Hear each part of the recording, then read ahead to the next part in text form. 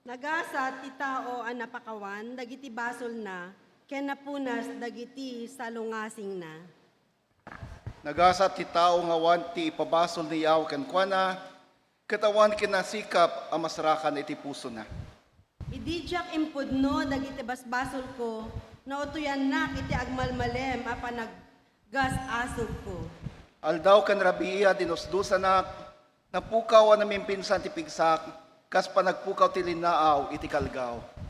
Impudno ken ka dagiti basol ko, jak inlimed, dagiti labsing ko. Inkedeng ko nga impudno ken ka dagiti basbasol ko.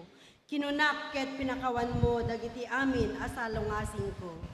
Ngaro dagiti nalintag at tawag kararagda kumaken ka, iti tiyempo ti karigat na, dumay ti dakkalayos ti riribok, dinto dumanon kadakwada. Sikati pagkamangak iti riribok, sa lakniban na ipigsak nga ikanta, ti panangisalakan mo, agsipod taaddaak iti panangayuan mo. Kuna ni Yahweh, idalan kay ti rumbeng nga pagnaam, isuro ka kadin ka balakadan. Di ka agbalin anengneng, akas iti kabalyo, wenno mulo, amaikan iti rienda, tapno maiturong ti tao. Dagiti nadangkes aduti sagsagabaen da, ganda kitagtalek iti apo sa lukuban ti diagbalbaliw nga ayat na. Da kayo analinteg at tao, agrago kayo iti apo. Wen agragsak kayo, gapo iti naramid na, agriyaw kayo, iti ragsak, da kay amin na naimbag, ti panagpuspuso na.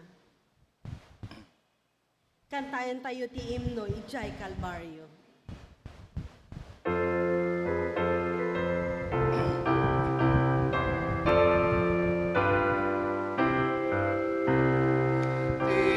Tiyempo dinadadaan ko, tiyakin kabilangan ti apo, uray pa'y natay nga po kanya, tiya'y kalmaryo. Ti parabunawan bayad na, ken ti pakawan na wadwad na, kararwak na sarak na asi, jay kalbaryo. Nabigbikot kinadakes ko, nagbuteng at pinapalalo, ngem titalain ang nasarap, jay kalbaryo. Iparaburawan bayad na, ken ti pakawan na wadwad na, kararwak na sarak na asi, jay kalbaryo. Ken Jesus idaton kunita, usupya ko ken to'y kararwak, ken kanta ako inayaw na, ijay kalbaryo. Di paramunawan bayad na, ken di pakawan na wadwad na, kararwak na sarak na asi, ijay kalbaryo. O nagdakkelan ti ayat na, o ti parabor na bimama, o salakan ipakita na, siya'y kalbaryo. Di paraburawan bayad na, ken di pakawan na wadwad na, kararwak na sarak na asi, siya'y kalbaryo.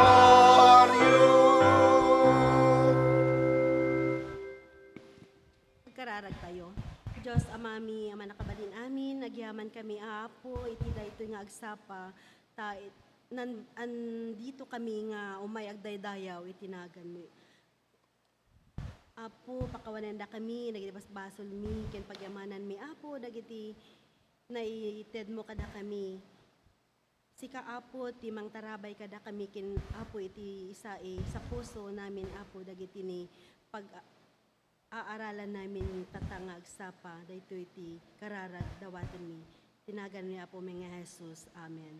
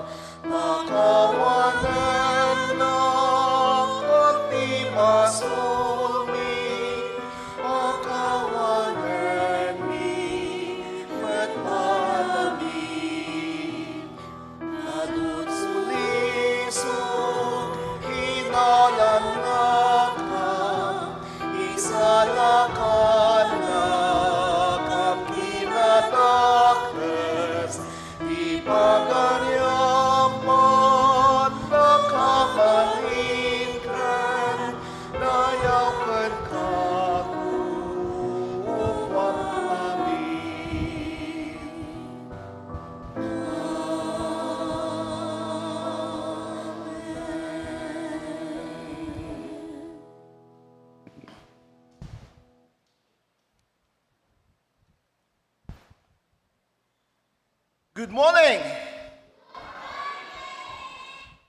Naimbag nagsapa kada tayo amin kakabsat.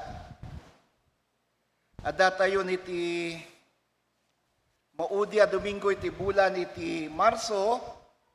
At sa huling linggo na po tayo ng buwan ng Marso at ito po yung ika-4 na linggo ng Kwaresma. Malapit na pong dumating ang pinakaantay ng marami sa atin. Ano ito? Ito po yung ating family camp. Unahin na nating i-announce ang ating family camp. Ate Marlene, ano ba yung mga dapat nating abangan sa family camp na to? Naimbag nga daw natin, nagsapa, kakabsat, Agilocano tayo manmot, o rebasit laang. Meron po tayong NACS Family Camp 2025. Ibaga natin sa katabi natin kung sama tayo. Pwede bang sabihin natin sa katabi natin na sama tayo?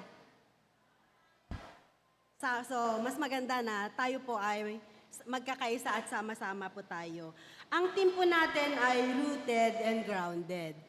Meron po tayong team na Bible verse. Ito ay matatagpuan sa Colossians chapter 2, verse 7. Let your roots grow down into Him and let your lives be built on Him. Then your faith will grow strong in the truth you were taught and you will overflow with thankfulness. So, saan po ito, mga kapatid? Doon po natin gaganapin ang ating family camp sa Tagaytay Mission Camp. So, sa mga Ilocano, alam ko nakarating na sila lahat doon. Sa mga iba, so maaring ngayon pa lang po tayo makakapunta doon. Huwag po natin kalimutan, magdala po tayo ng sarili nating pantulog, mga sabon, toothbrush, pero libre po doon ang ating pagkain at ating matitirhan, ang ating tulugan. So, yun po. Ang ating Tagaytay Mission Camp po ay magaganap po sa April 14, 15 at 16. Yun po ay Holy Monday, Holy Tuesday at Holy Wednesday.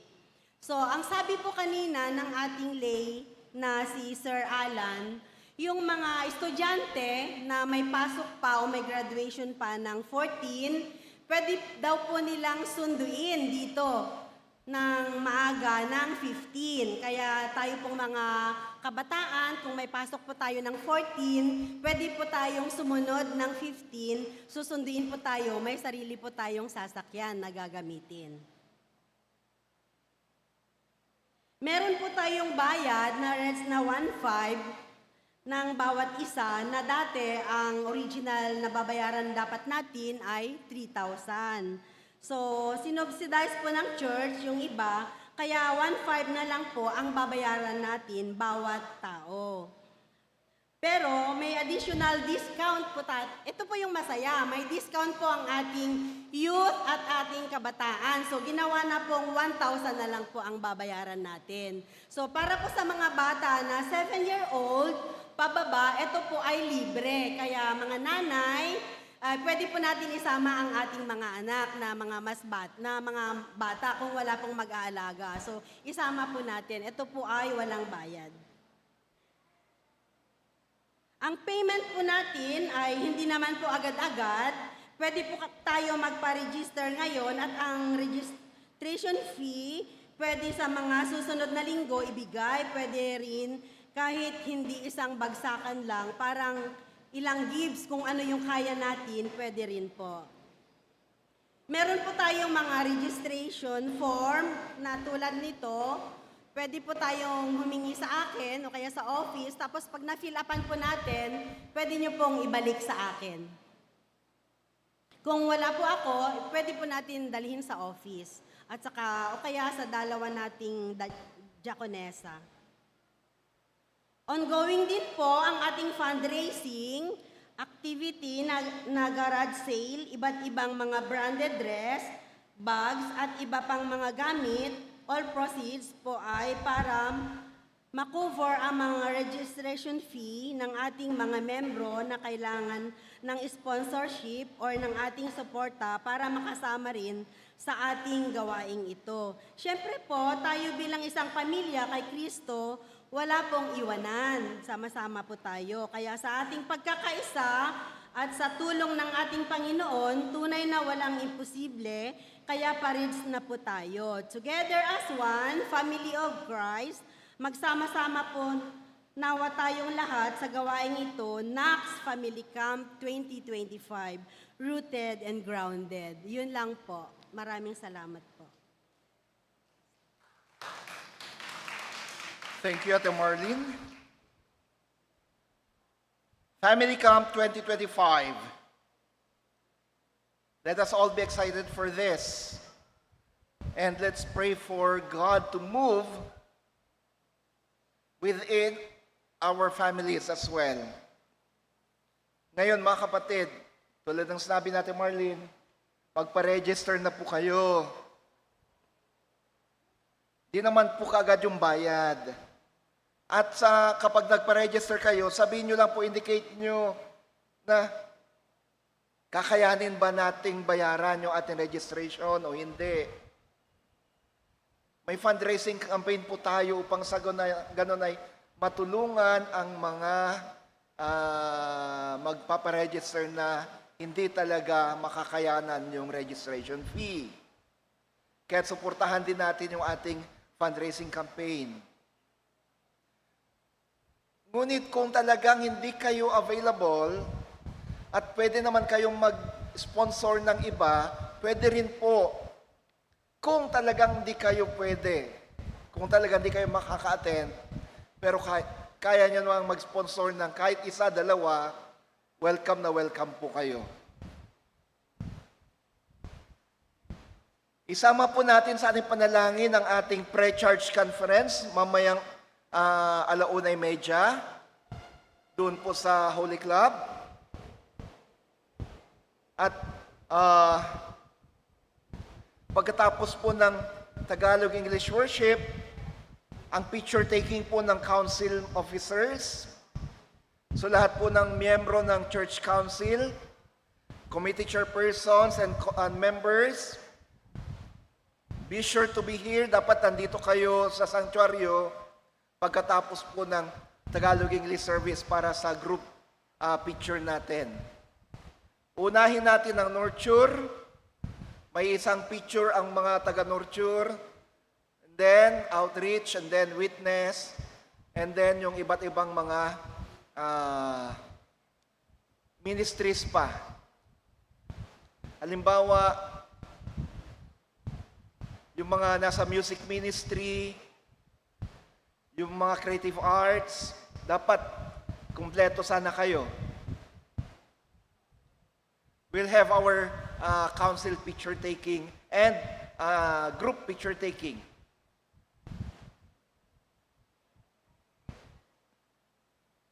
Pangalawa, isama rin po natin sa ating panalangin ang ministerial team and staff para sa aming annual retreat. Usually, naka-schedule to kapag Holy Week, kaya lang, dahil sa ang Holy Week ay na-schedule ang ating family camp, kaya in advance namin, it's April 8 and 9. And then, ang ating church conference, April 13. Isama po natin sa panalangin natin. Holy Thursday service of the Last Supper.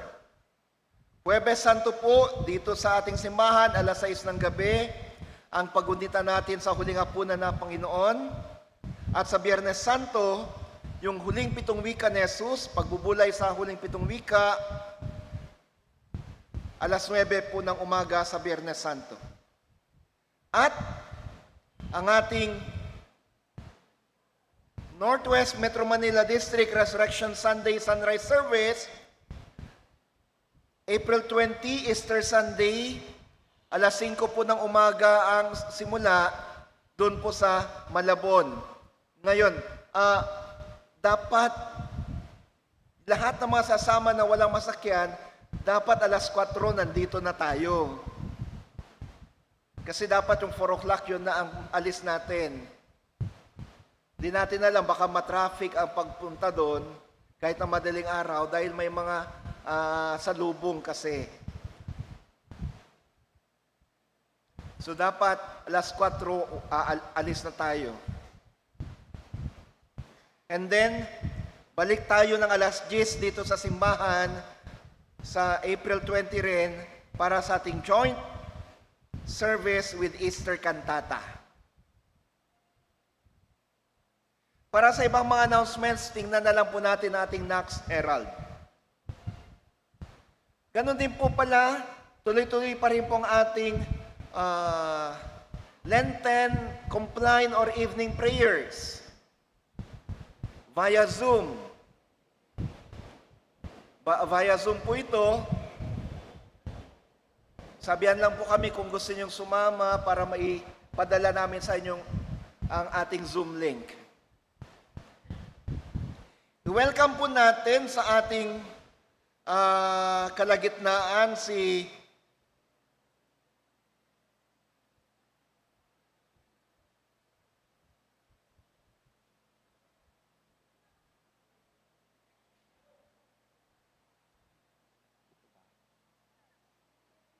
Miko Siscar.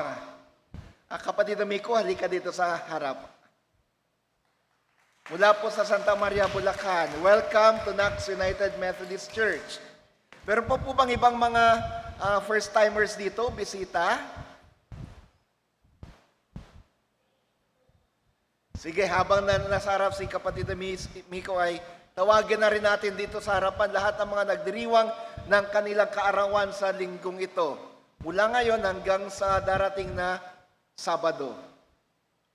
We have Grace Paking, Vern, Kathleen Maribuho, Angela Lagardo, Amira Floro, Yugilito Andra, Elpidio de la Cruz, Rachelan Cabrera, Marcos Edferon Casuco, Louis Olarte, Sandra Biel Atong, Avic Isha Sarita, Antoinette de la Cruz, Ian Sherwin Manansala. O si Ian?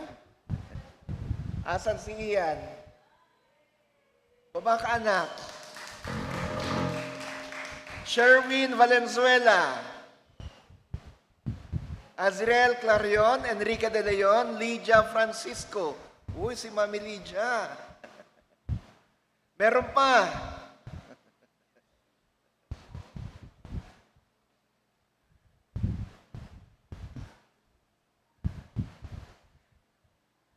Kayen, parang mas bata siya sa'yo. Mas batang mama mo kaysa sa'yo. Meron pa po ba?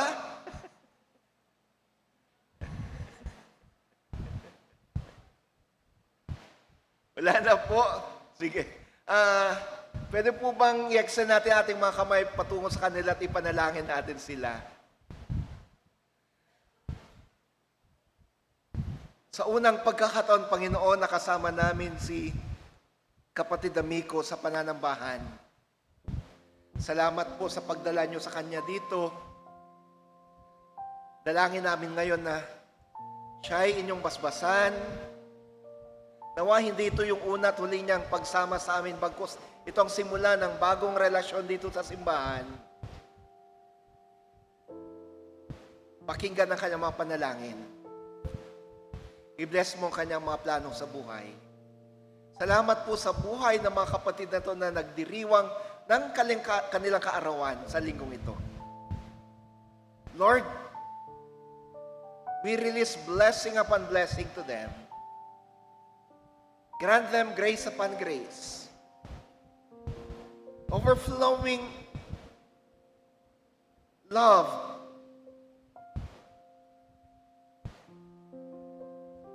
Pakinggan ang kanilang mga kahilingan sa inyo.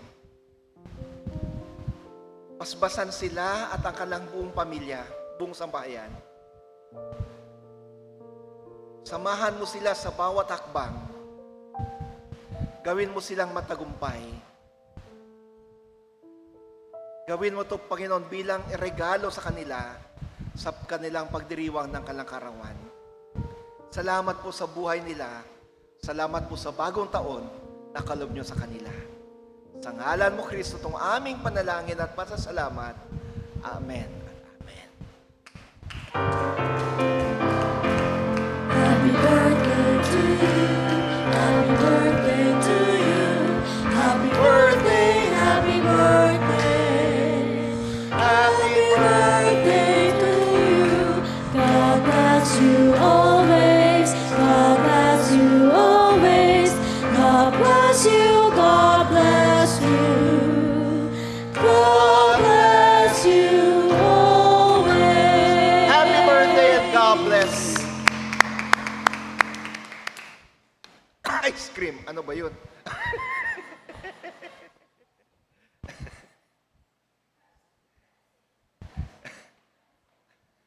Ay, hindi ice cream. Pansit.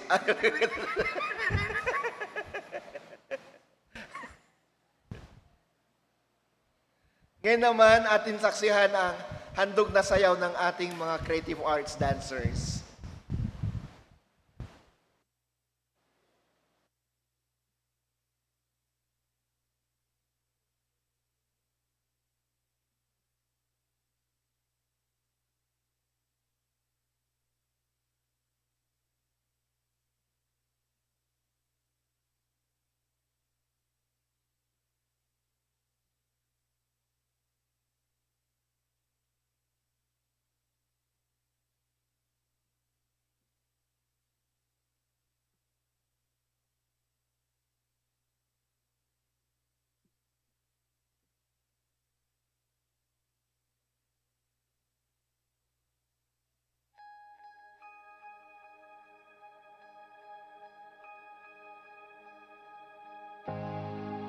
The moon and stars, they wept.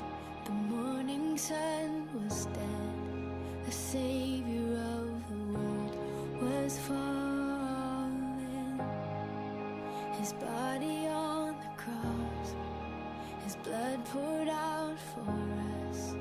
The weight of every curse upon Him.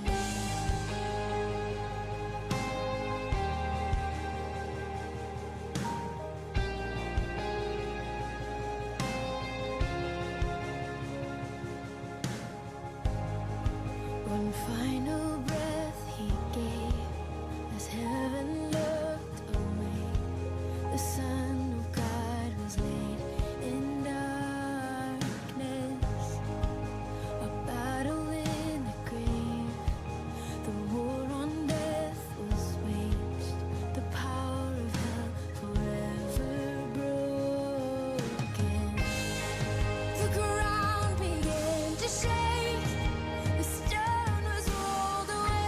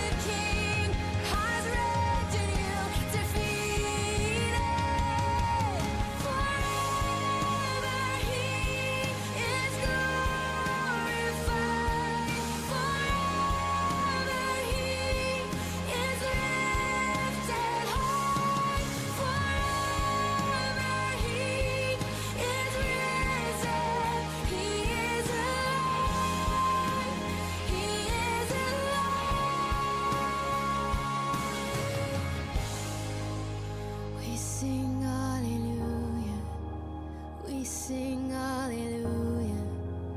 We sing hallelujah. The Lamb has overcome.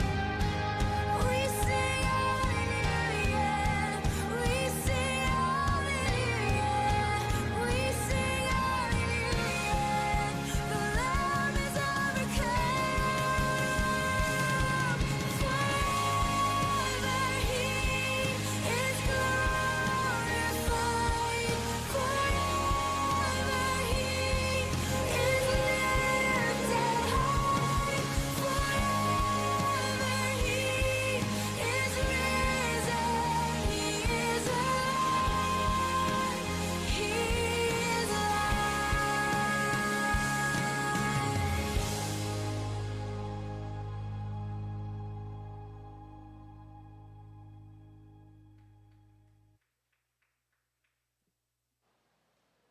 Amen, amen.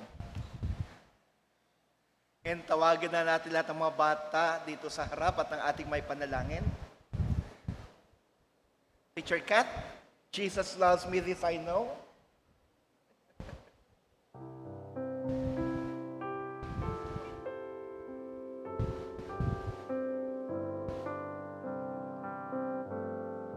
Jesus loves me, this I know, for the Bible tells me so. Little ones to Him belong, they are weak, but He is strong. Yes, Jesus loves me. Yes, Jesus loves me. Yes, Jesus loves me. The Bible tells me so. Sige mga anak, sundan nyo yung aking prayer, ulitin nyo yung aking sasabihin na panalangin, okay? Mga kapatid, pwede po bang iunat natin ating kamay patungo sa kanila? As you pray for them, and these kids follow my prayer. Sige mga anak, tayo'y manalangin. Panginoong Jesus, maraming salamat po sa aming buhay, sa aming mga magulang, kapatid, lolo at lola, at lola, tito at tita, tito at tita, at lahat at lahat ng mga nag-aalaga mga nag-aalaga sa amin. sa amin. Lumalapit po kami Malapit po kami sa inyo ngayon sa inyo ngayon sa panalangin. sa panalangin. Request ko, Panginoon, Diyos ko, Panginoon, i-bless mo kami, bless mo kami, pati na na ang aming mga magulang. aming Ilayo kami tayo kami sa anumang sakit, sa anumang pagalingin kami, galingin kami, O Jesus. Jesus. Salamat po Salamat po sa blessing blessing na inyong ibinigay na inyong binigay at patuloy at patuloy na ibinibigay sa amin. sa amin. Amen. Amen. God bless you mga anak.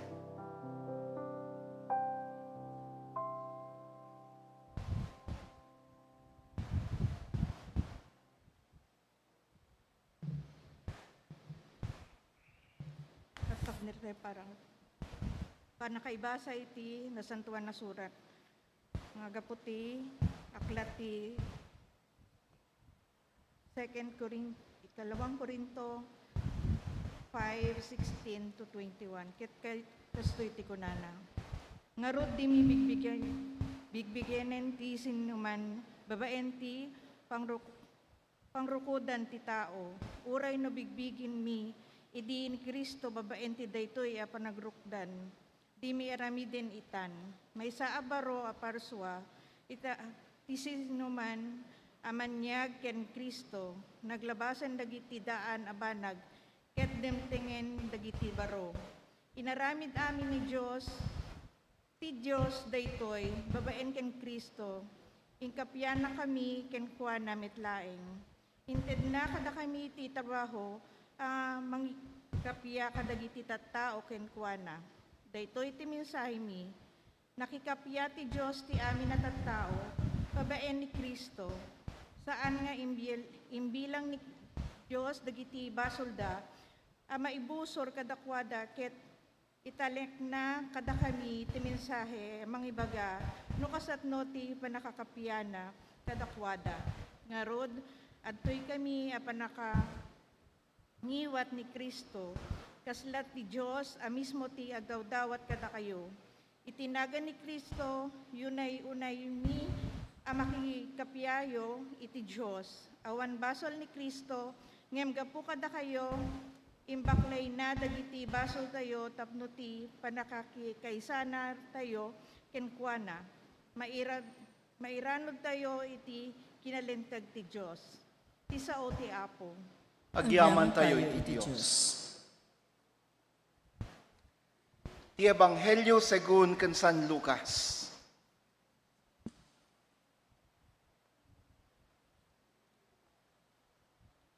Isang araw, lumapit kay Jesus ang mga tax collectors at mga makasalanan para makinig. Nagbubulong-bulungan ng mga Pharisees at teachers ng law. Sabi nila, "Wine-welcome ng taong ito ang makasalanan at nakikain pa sa kanila." Kaya kwento ni Jesus ang parable na ito.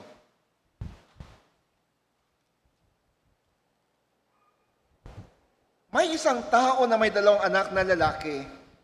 Sinabi ng bunso sa tatay niya, "Tatay, bigyan niyo na po sa akin ang mamanahin ko." So, hinati ng tatay sa 2 ang property niya. After ng ilang araw, binenta ng bunso ang share niya sa property at pumunta sa malayong lugar. Winaldas niya doon ang pera niya sa bisyo. Nang maubos na ang lahat ng pera niya, nagkaroon ng matinding tagutom sa lugar na yon at nagsimula siyang maghirap. So, nagtrabaho siya sa isa sa mga taga doon. Pinadala siya sa bukid para mag-alaga ng mga baboy. Gusto na niyang kainin ang pagkain ng mga baboy dahil sobrang gutom, pero walang nagbigay sa kanya ng makakain. Sa wakas, natauhan siya at sinabi niya sa sarili, "Sobra-sobra sa pagkain ng mga tauhan ng tatay ko, pero namamatay ako dito sa gutom.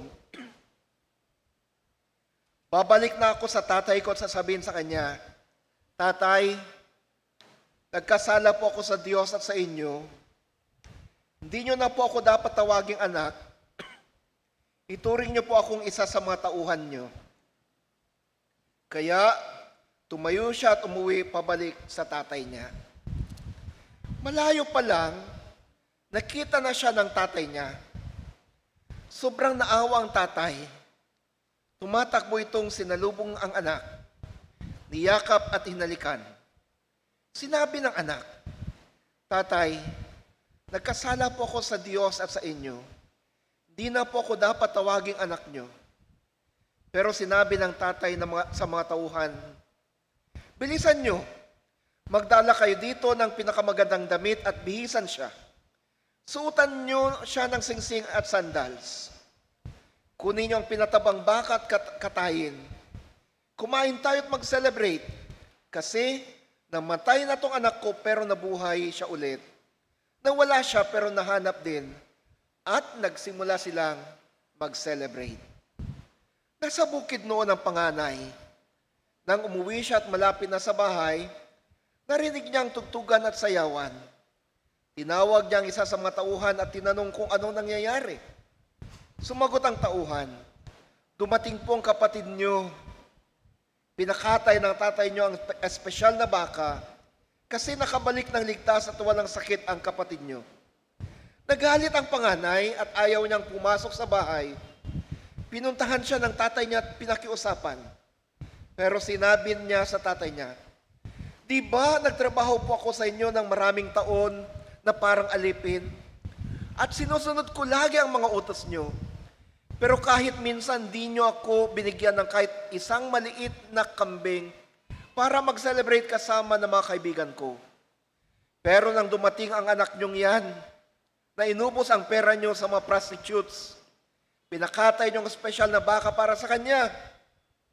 Sumagot ang tatay, "Anak, lagi kitang kasama at ang lahat ng meron ako ay sa iyo. Pero dapat tayo mag-celebrate at magsaya kasi namatay na tong kapatid mo pero nabuhay ulit. Nawala siya pero nahanap na." Mga kapatid, ang ebanghelyo ng ating Panginoon. Madayaw ka, O Apo Heso Kristo.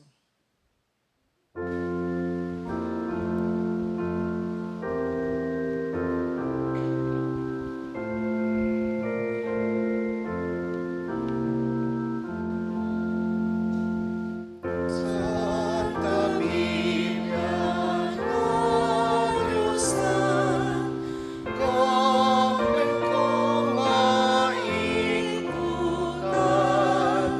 sikat makasarakan,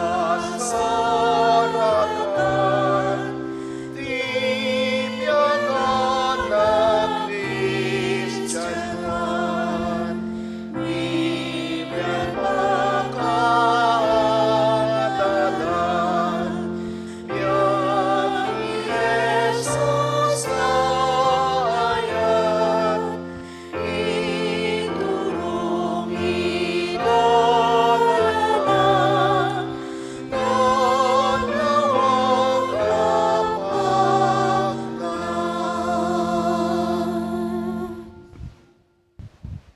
Nagtugaw kayo tayo kakabsat, ket dinggan tayo ti mensahe ti kanta nga itugot ti Nax UMC Choir.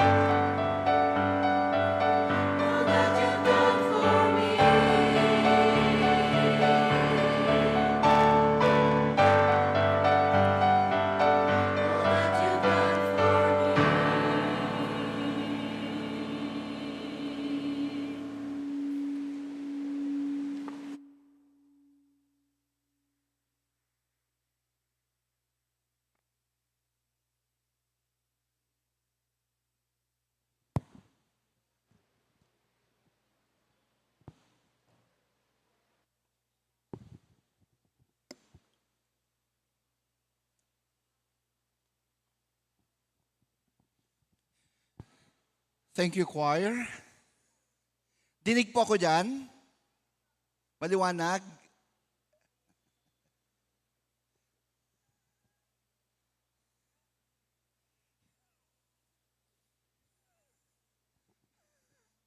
The parable of the prodigal son. Ito po yung teksto natin sa umagang ito. Ang talinghaga patungkol sa anak na alibugha. Pero kung titingnan natin ang ating teksto,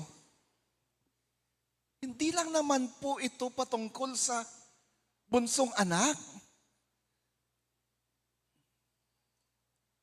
Hindi lang yung bunsong anak ang prodigal. Pati rin yung panganay.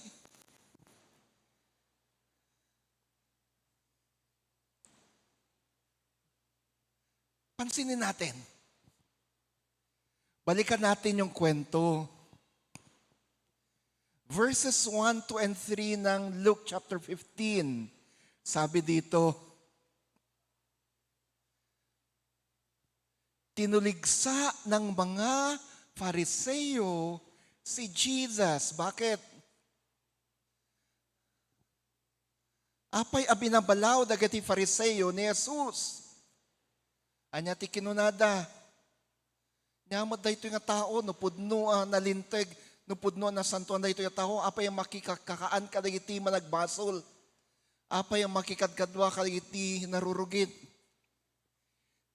Tinuligsa si Jesus ng mga Fariseo sapagkat nasabi nila, ano ba naman tong taong to? Ano ba naman tong lalaking ito? Kung totoo na siya ay malinis, kung totoo na siya ay banal, bakit siya nakikikain sa mga masasama? Bakit siya nakikisama sa mga marurumi? Peke yan. Hindi totoong galing sa Diyos yan.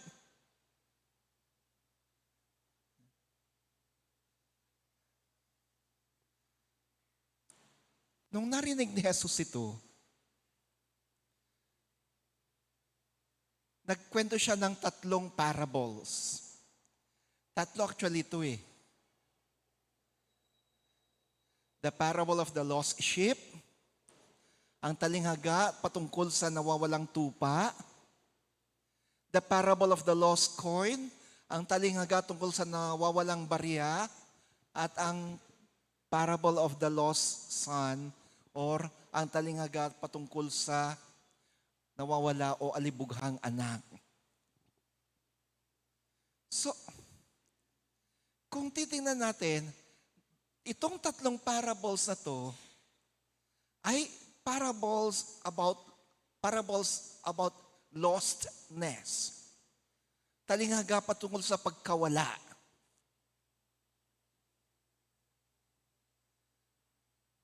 Actually, natutokso akong isermon yung 3 eh. Kaya lang, abutin tayo ng alas 10 dito. 3 sermon yun.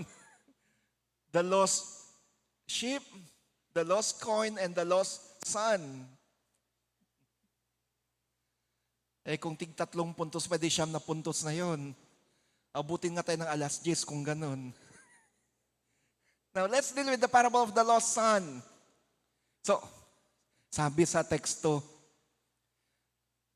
nung narinig ni Jesus yung pagtuligsa sa kanya ng mga Pharisees, sinimula niya magkwento at isa sa mga kwento niya, the parable of the lost son. Sabi niya, may isang ama na may 2 anak. Isang araw, sinabi ng bunsong anak, Ama, pwede po bang makuha ko na yung mana ko sa inyo?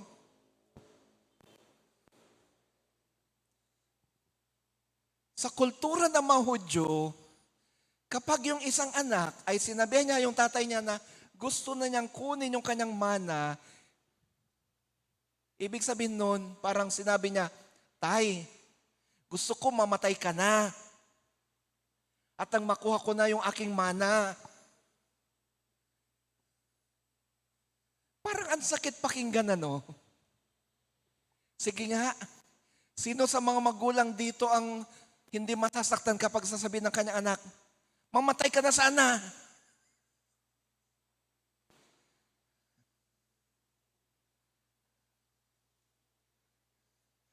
Kung kayo yun, kung kayo yung magulang, at gano'n ang marinig nyo sa inyong mga anak, anong gagawin nyo? Sabi Minda, sabi niya, sasampalin niya. Normal lang yun. Baka yung iba nga palayasin pa yung anak eh. Lumayas ka dito. Sisigawan, babambuhin pa. Walang utang na loob. Pagkatapos kitang dalhin ng 9 na buwan sa aking sinapupunan, pagkatapos kitang alagaan, palakihin, pinakain, dinamitan, ngayon ganyan sasabihin mo sa akin, layas!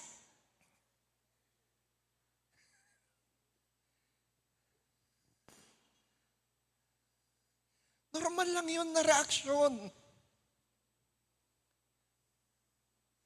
Pero tingnan natin dito sa kwento, hindi ganun ang reaksyon ng tatay. Anong ginawa ng tatay? Masakit man sa kanyang loob, masakit man sa kanyang puso, sa kanyang damdamin, hinati yung kanyang ari-arian sa dalawa. Dalawa, ha? Sa ating batas, sa Family Code ng Pilipinas, kapag hatiin mo yung property mo, kapag kay magulang, at buhay ka pa talaga, hatiin mo sa 3. Or kapag 4 kayo, kasi 2 anak at buhay pa kayo mag-asawa, hahatiin yun sa 4. 1/4 sa isang anak at 1/4 sa pangalawang anak, 1/4 ang sa iyo at 1/4 ang sa iyong asawa. Pero kapag namatay na yung asawa at hatiin yung properties,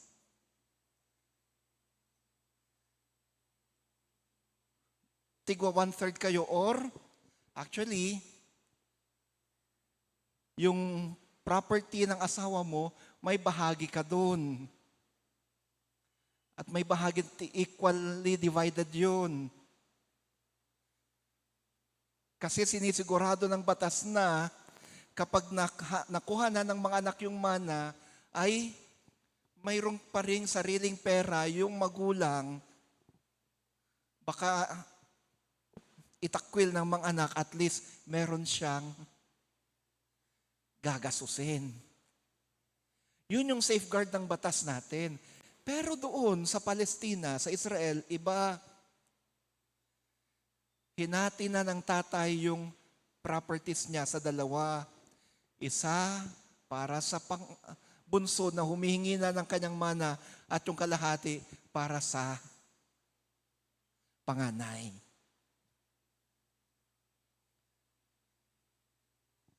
Masakit man sa kanyang loob, binigay niya yung mana ng bunsong anak.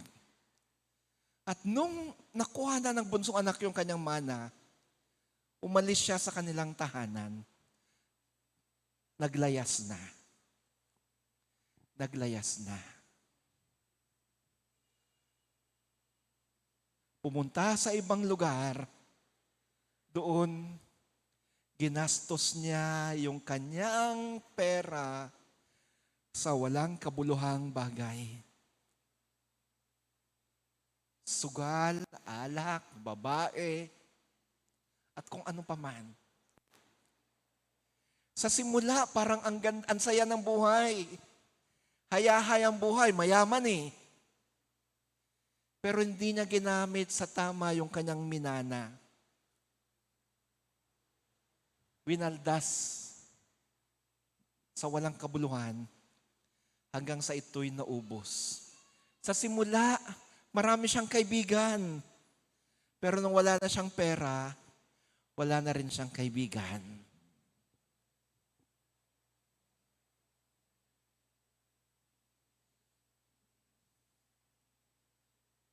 Nung wala na siyang pera, wala na rin siyang kaibigan, siya ay nagdesisyong magtrabaho. Nag-apply sa trabaho pero walang tumanggap sa kanya. Hanggang sa ang tumanggap lang sa kanya ay, ang trabahong binigay sa kanya ay ang mag-alaga, magpakain ng mga baboy. Sa panahon ngayon, maganda yun. Kapag may babuyan ka, may piggery ka, mayaman ka. Pero eto hindi eh. Hindi sa kanya yung lupa, hindi sa kanya yung mga baboy, tagapangalaga lang. Ang mga baboy na tinuturing na pinakamaruming hayop sa panahon yun.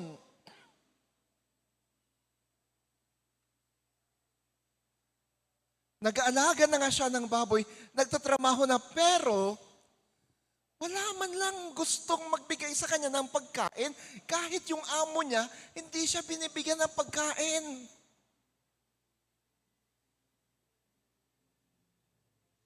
Kung babasahin natin yung teksto, kahit na nga pagkaing baboy na ang hinihingi niyang pagkain, ayaw pa siyang bigyan.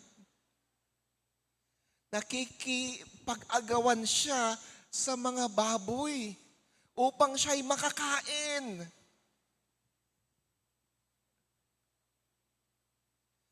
Anong gustong sabihin ng leksyon natin ngayon? Mga kapatid, kapag tayo'y lumayo sa Ama, kapag tayo'y lalayo sa Diyos, kapag siya'y ating tatalikuran, sigurado ko ang ating babagsakan ay hindi lang ang kangkungan.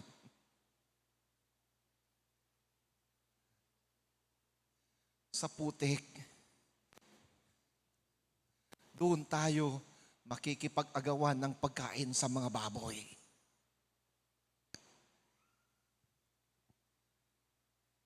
Tayo'y pupunta sa kawalan.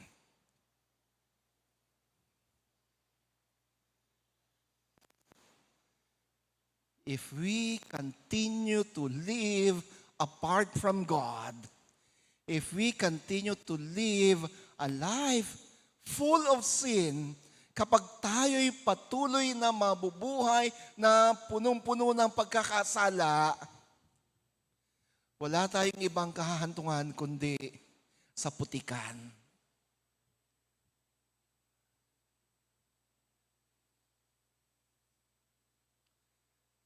Na kahit na gusto nating kumain, wala tayong makakain. Kahit na anuman ang gawin natin upang tayo'y makaahon sa buhay, di tayo makakabangon. Di tayo makakatayo. Di tayo makakaahon.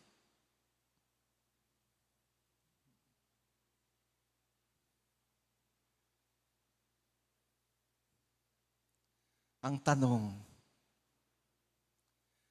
gugustuhin niyo pa bang manatili sa kasalanan? Gugustuhin niyo pa bang manatili sa buhay na malayo sa Diyos Ama? Mamili kayo.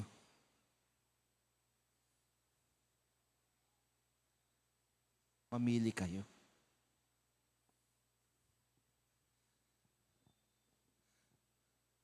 Habang yung alibughang anak ay nasa ganong sitwasyon,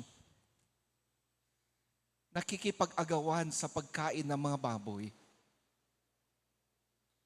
naalala niya, ganitong sitwasyon ko dito, gutom na gutom ako ngayon.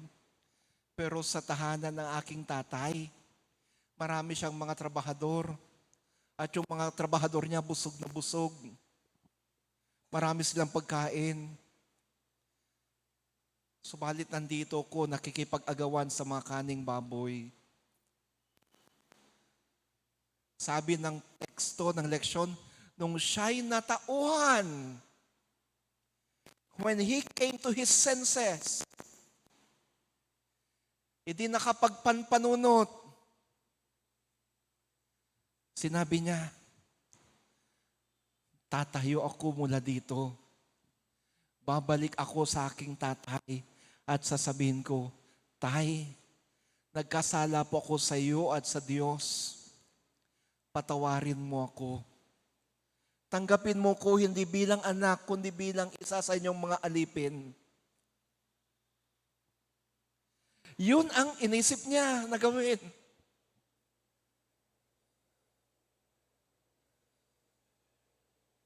Naisip niyang magsisi. Hindi lang niya basta ito naisip, ginawa niya. Siya'y tumayo. Naglakad at nagsimulang bumalik sa tahanan ng kanyang ama. Minsan kapag tayo natauhan, parang hindi lubusan yung ating sisisi, hindi lubusan yung ating we don't fully come to our senses. Bakit? Naisip lang natin na masama yung ating ginawa. Sasabihin natin na nagsisisi ako sa aking ginawa. Pero wala ka namang ginawa upang sa ganun makabawi ka sa iyong masamang ginawa. Naisip mo lang na nakagawa ka ng kasalanan pagkatapos nun, period. Last Sunday, pinaalalahanan tayo ng ating leksyon na kailangan nating magsisi. At ngayon, muling pinapaalala sa atin, kailangan nating magsisi at kapag tayo nagsisisi, dapat meron tayong dapat gawin. Tumayo tayo mula sa kinasadlakan nating putik. Lumakad tayo, bumalik tayo sa Ama. At nung bumalik na siya sa kanyang ama, malayo pa lang, natanaw na siya ng kanyang tatay. Yun pala, mula sa araw na siya'y umalis sa kanilang bahay, yung tatay niya nandun sa labas ng tahanan, araw-araw, nag-aabang sa kanyang pagbabalik. Day and night, the father was there waiting for the coming back of his son. Kung kahit nung malayo pa lang yung kanyang anak, adayupay laeng, nakita na siya ng kanyang tatay. Anong ginawa ng kanyang tatay?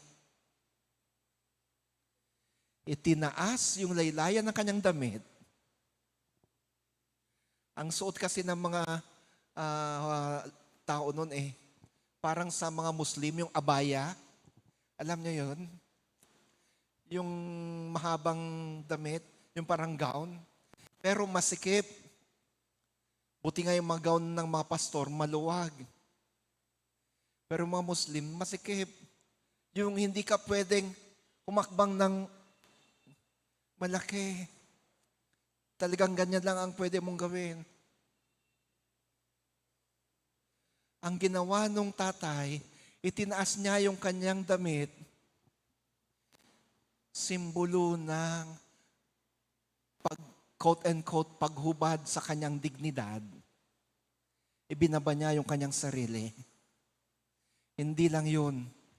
Tumakbo pasalubong sa kanyang anak. Kanyang ibinaba ang kanyang sarili upang sa ganun ay maabot niya yung kanyang anak na nandun sa pinaka baba. He lowered himself in order to reach down his son who was at the lowest point of his life. Ibinaba niya ang kanyang sarili. Hindi lang yun. Tumakbo.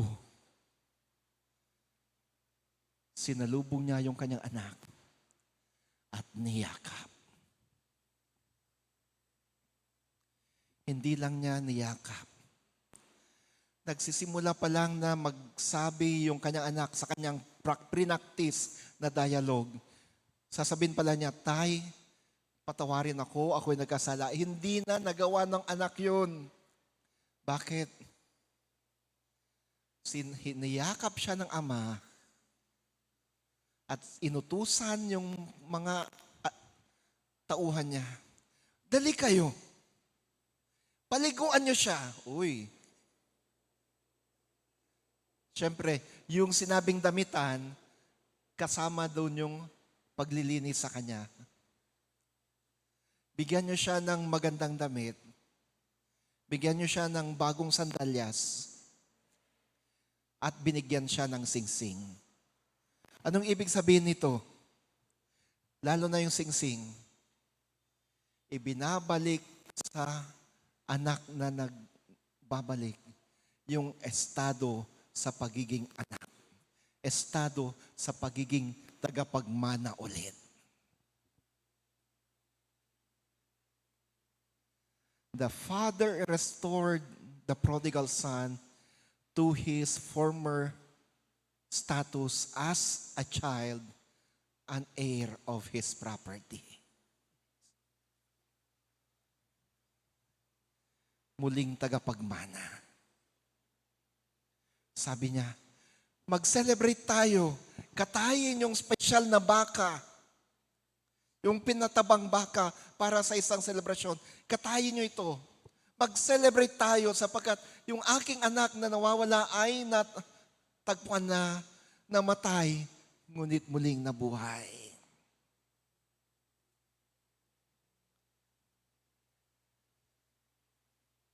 Dito galing yung hymn na Amazing Grace. Sabi ng hymno, Amazing grace, how sweet the sound that saved a wretch like me. I once was lost, but now I'm found. Was blind, but now I see. I once was lost, but now I'm found.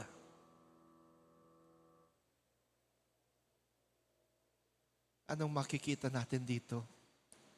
Mga kapatid, gaano man tayo kasama, gaano man tayo kapasaway sa Ama, gaano man karami ang ating mga kasalanan, kapag tayo'y babalik lamang sa Kanya, kapag tayo'y tapat at totoong nagsisisi sa ating mga kasalanan, at babalik sa Diyos, ang Ama, tatakbo, sasalubungin tayo, patatawarin tayo, at sasabihin, ikaw ang aking pinakamamahal na anak. Halika. Halika.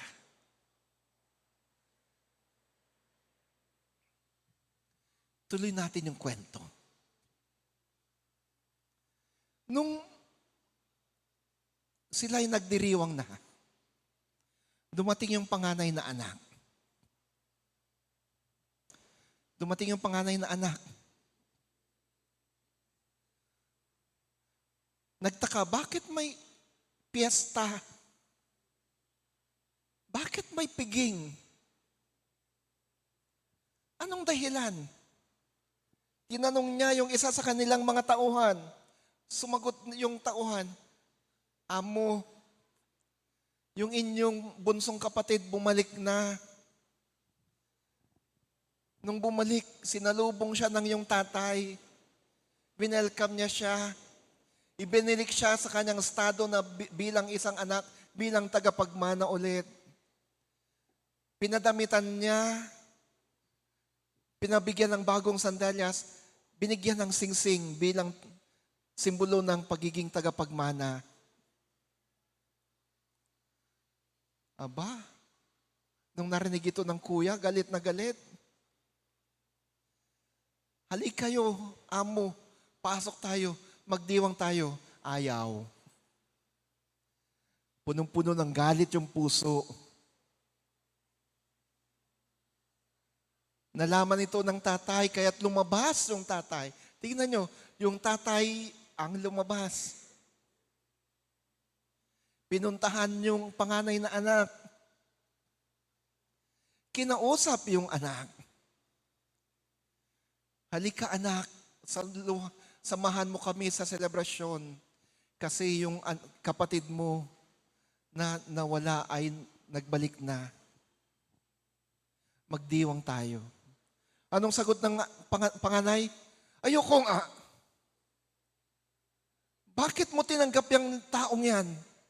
Nilustay niya yung iyong pera sa walang kabuluhan. Inubos niya ito sa mga prostitutes. Ngayon at walang-wala na, nagbabalik, tinatanggap mo. Pinagkatay mo pa siya ng special na baka. Samantalang ako, naglingkod ako sa iyo, naging tapat ako sa iyo, naging masunurin ako sa iyo, pero ni minsan, di mo man lang ako pinagkatay ng kambing upang mayroon sana kaming kainin ng aking mga barkada. Galit ako.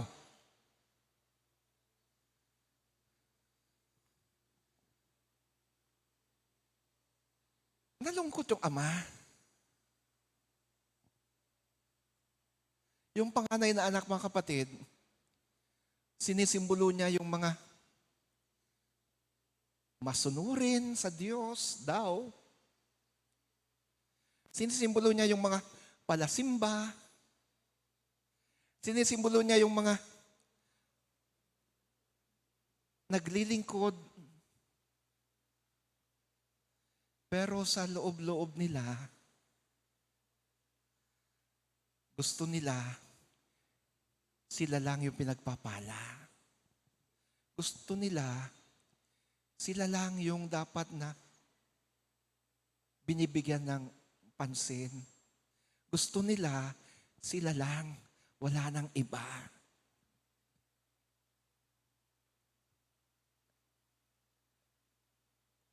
Sila yung mga superficial yung paglilingkod at pananampalataya. Paano ba itagalog yung superficial? Parang ang hirap itagalog yun. Sa Ilocano, mas madali. Parparaw-paw, ti panagpamati ken panagserbida.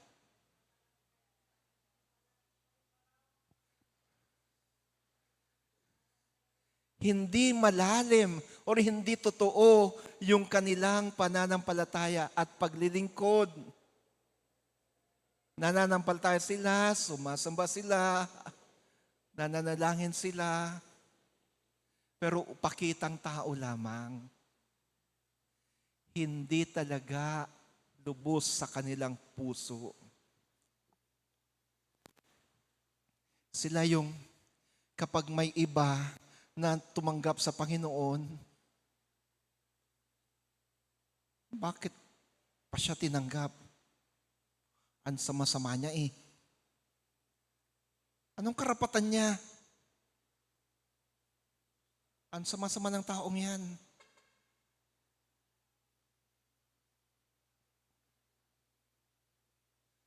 Mga kapatid, hindi lang po yung bunsong anak ang alibugha. Pati rin yung panganay na anak, nawawala rin. Pinuntahan din siya ng ama. Kung paanong sinalubong ng ama yung bunsong anak, ganon din, pinuntahan din ng ama yung panganay. Inayayin rin siya papasok sa loob ng bahay. Pero yung bunsong anak na realize niya na siya ay nagkasala, pero yung panganay hindi. Sa tingin niya, wala siyang nagawang pagkakamali. Hindi siya pumasok sa loob ng bahay. Pero still, pinakita ng Ama yung kanyang pagmamahal. Mga kapatid, ano man ang sitwasyon natin sa buhay ngayon, gaano man tayo kasama, gaano man ka, quote and quote, babaw yung ating pananampalataya,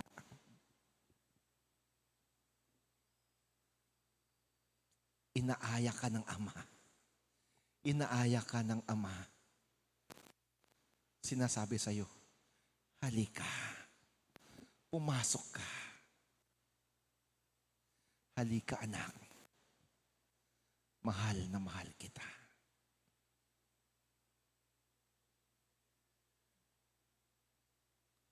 Halika.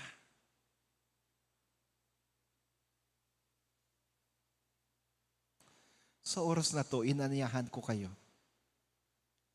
Manumbalik tayo sa Diyos. Manumbalik tayo sa Ama. Aminin natin lahat ng pagkukulang natin sa Kanya. Aminin natin lahat ng pagkakasala natin.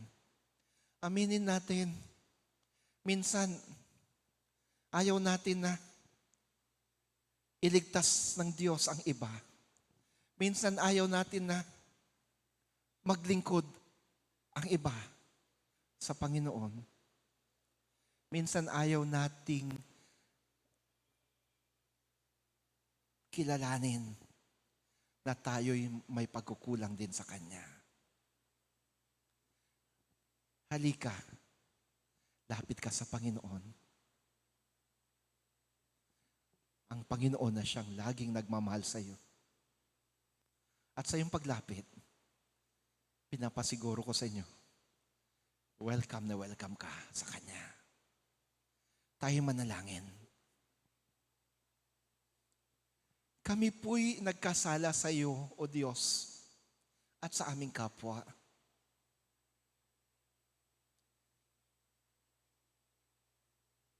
Kami napalayo sa iyo.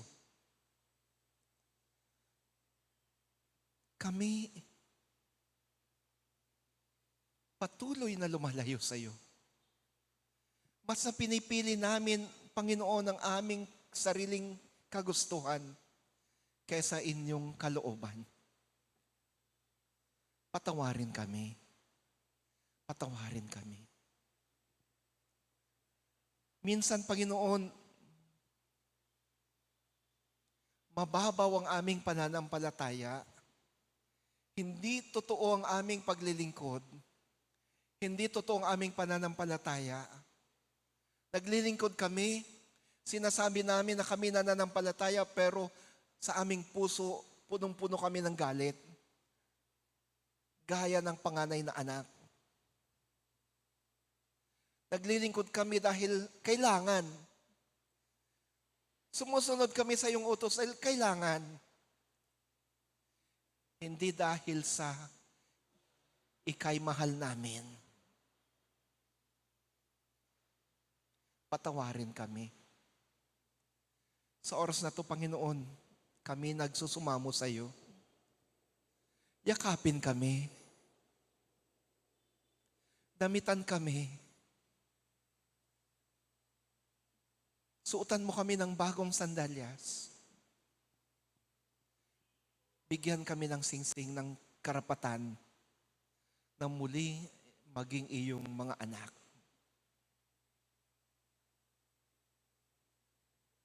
Linisin kami, Jesus, sa aming mga dumi. Linisin kami. Papasukin kami sa iyong handaan.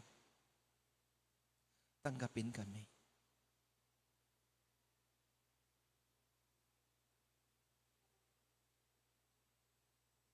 Salamat po, Panginoon, sa pagtanggap sa amin. Salamat po, Panginoon, sa pagyakap sa amin.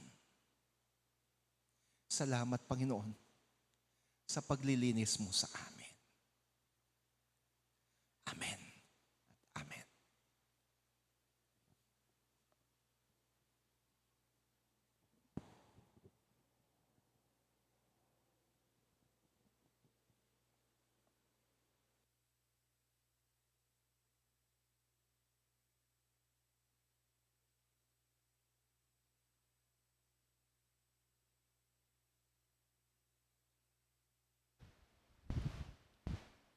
atin ngayong pagkalob ang ating mga handog sa Panginoon.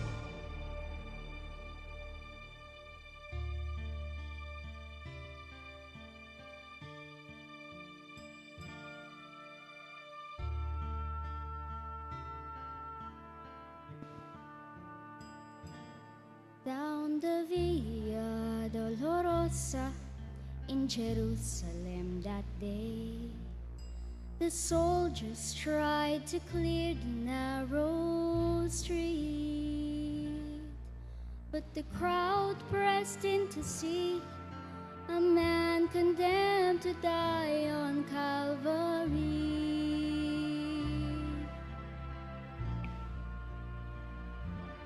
He was bleeding from a beating, there were stripes upon his back, and he wore a crown of thorns upon his head, and he bore it every step, the scorn of those who cried out for his death. Down the Via Dolorosa, called the way of suffering, like a lamb came the Messiah, Christ the King. But he chose to walk that road out of his love for you and me. Down the Via Dolorosa, all the way to Calvary.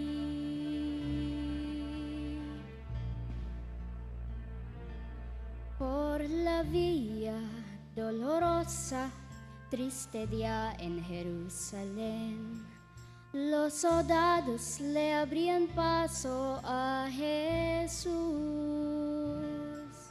mas la gente se acercaba para ver a aquel llevaba aquella cruz.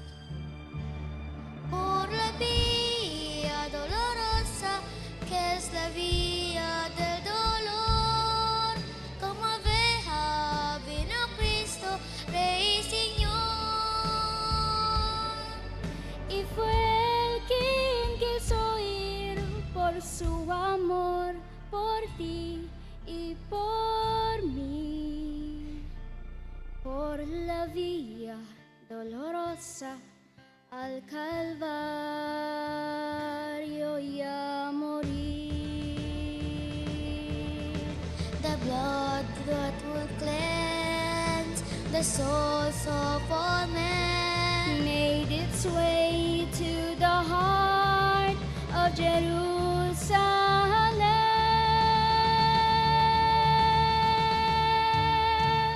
Down the Via Dolorosa, called the way of suffering, like a lamb came the Messiah, Christ the King.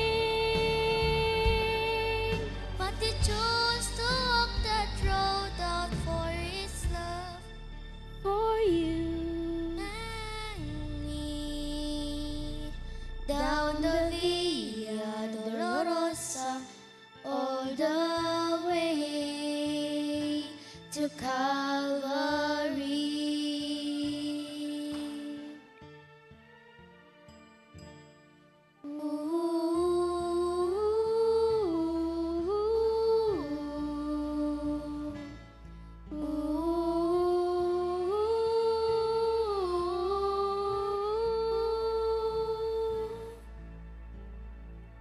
To God be the glory.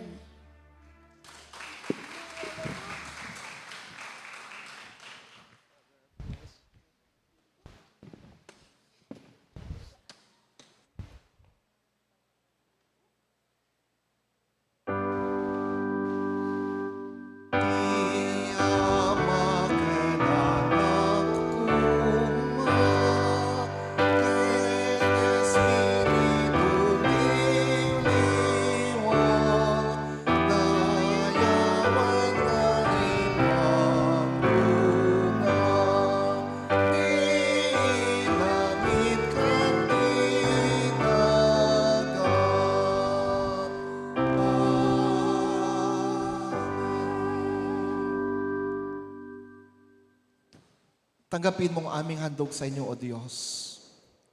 Magalak ka nawa sa mahandog namin ngayon.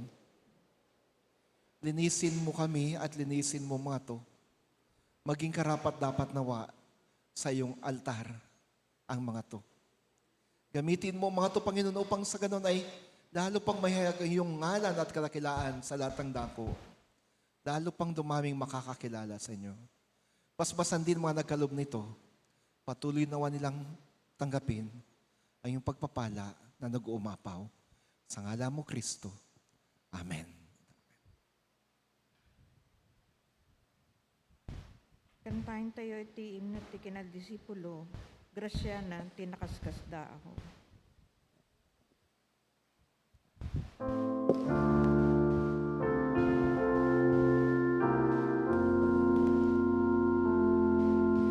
Grasya na nakaskas daw, di lang subot kanyag, siya kinitinayawawan,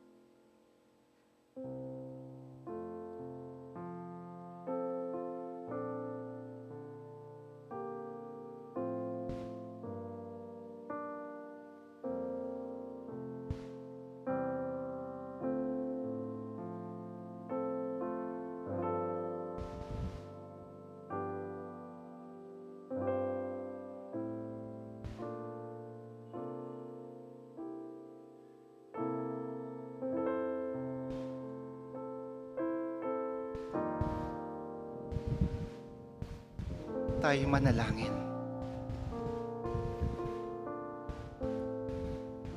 Sa oras na to, Panginoon, kami po'y lumalapit sa inyo. At sa paglapit namin, Panginoon, kasama ko mga intercessors ngayon, pinapanalangin ang mga kapatid na sa kanilang luhuran, ina-anoint ng langis, ipagkaloob mong special na biyaya, ipagkaloob mong special na pagpapala. Pakinggan sila ngayon, Panginoon. Dalangin ko, tugunin ang kanilang pangangailangan, tugunin ang kanilang kahilingan. As they are now being anointed and prayed upon, O Jesus, receive their thanksgiving, grant them their heart's desire.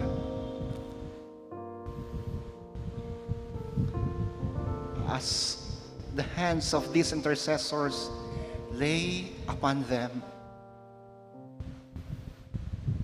release breakthrough to your people. Panginoong Diyos, salamat po sapagkat kayong siyang Diyos ng biyaya, Diyos ng pagpapala, Diyos ng kagalingan, Diyos ng kapayapaan. Salamat sa pagtanggap niyo muli sa amin, kami na nagbabalik sa iyo. Salamat sa pagmamahal, salamat sa walang humpay na pag-ibig. At ngayon, Panginoon, dalangin namin, patuloy mo kaming linisin, patuloy mo kaming pagalingin, patuloy na pagpalain. Tinatalaga namin ang aming buhay sa inyo, Panginoon. Muli kaming nangangako, kami susunod sa iyo, kami maglilingkod sa iyo. Salamat po. Salamat po sa mga biyayang mo.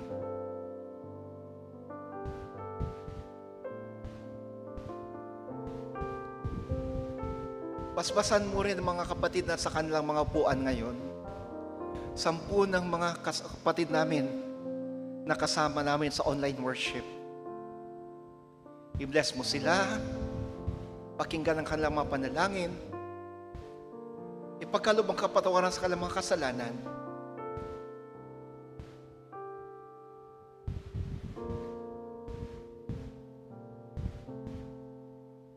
Ipagkaloob ang kapayapaan.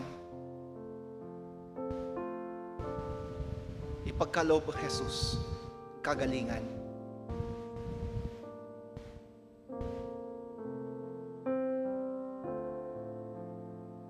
Sa oras ito, Panginoon, isinasama namin sa aming panalangin ang lahat ng mabiktima ng lindol.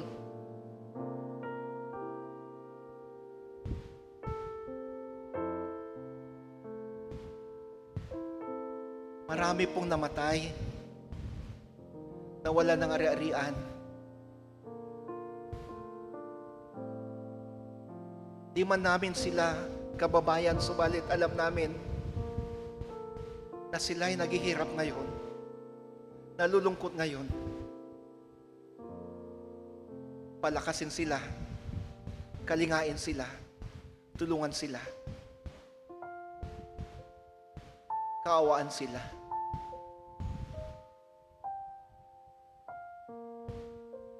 Ilayo mo kami, Panginoon, sa mga sakuna ngayon. Huwag mong hayaang maranasan din namin ang mga delubyo. Kaawaan kami. Sa ngalan ng Kristo, itong aming pagsamo, itong aming kahilingan. Amen.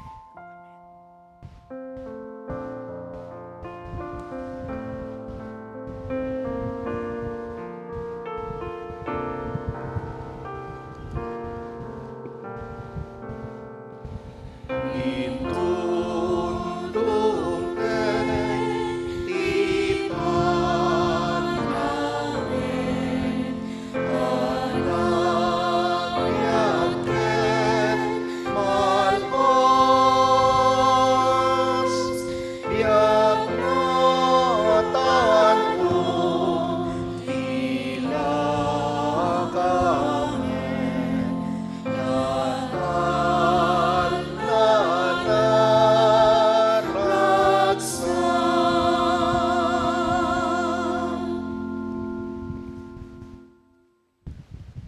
pwede bang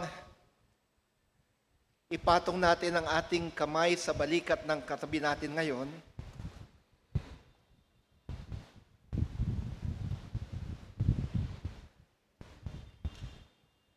Sige po, lahat po tayo. Lapitan natin yung mga nasa kabila kapag wala tayong katabi.